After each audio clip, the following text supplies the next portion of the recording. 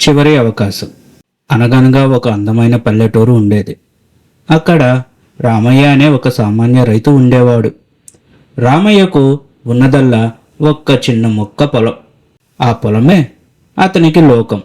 ఎండనక వాననక రెక్కలు ముక్కలు చేసుకుని ఆ పొలంలో కష్టపడేవాడు.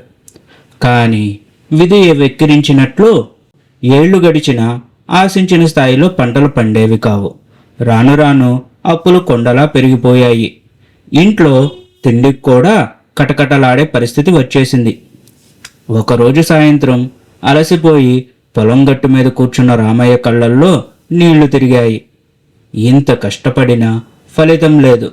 ఈ అప్పులు ఈ బాధలు అనుభవించడం కంటే నా జీవితాన్ని ముగించుకోవడమే మేలు అని నిరాశతో అనుకున్నాడు. సరిగ్గా అదే సమయంలో అటుగా వెళ్తున్న ఒక వృద్ధుడు రామయ్య దగ్గరకు వచ్చాడు.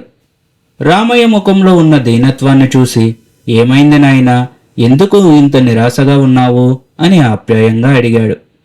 రామయ్య తలదించుకుని తన కష్టాలన్నీ ఏకరువు పెట్టాడు.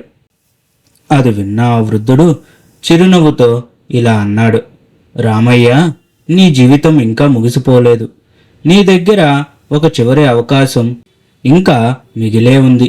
రామయ్య ఆశ్చర్యంగా ఆ వృద్ధుడి వైపు చూస్తూ, చివరి అవకాశమా? నా దగ్గర ఏముందని అని అడిగాడు.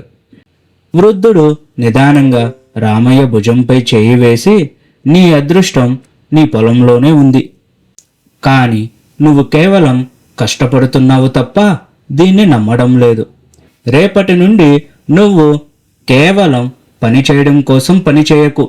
ఈ మట్టిని, నువ్వు నాటే ప్రతి మొక్కను నీ బిడ్డలా ప్రేమించు. అప్పుడు అది నీకు ఫలితాన్నిస్తుంది అని చెప్పి వెళ్ళిపోయాడు. రామయ్యకు ఆ మాటలు చాలా వింతగా అనిపించినా మనసులో ఎక్కడో చిన్న ఆశ పుట్టింది. మరుసటి రోజు ఉదయం నుండే రామయ్య తన పని తీరు మార్చుకున్నాడు. గతంలో ఉన్న కోపం, విసుగు ఇప్పుడు లేవు. ప్రతి మొక్కను ఎంతో ఇష్టంగా పలకరిస్తూ నీళ్లు పోసేవాడు. తను పడుతున్న కష్టం మీద అతనికి ఒక తెలియని నమ్మకం కలిగింది. కానీ కొన్ని నెలలు గడిచాయి. అద్భుతం జరిగినట్లు ఆ ఏడాది రామయ్య పొలంలో బంగారు పంట పండింది. ఊరంతా రామయ్య పొలం వైపు చూసి ఆశ్చర్యపోయారు. అప్పులన్నీ తీరిపోయాయి.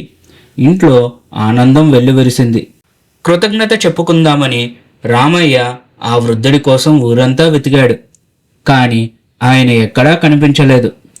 అప్పుడు రామయ్యకు ఒక విషయం అర్థమైంది.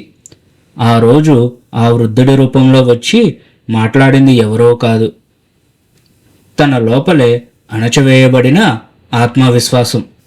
నీతి. మనం చేసే పని మీద మనకి పూర్తిగా నమ్మకం, ప్రేమ ఉంటే ఆఖరి నిమిషంలో ఉన్న అవకాశం కూడా మన జీవితాన్ని మలుపు తిప్పుతుంది. ఈ కథ మీకు నచ్చిందా?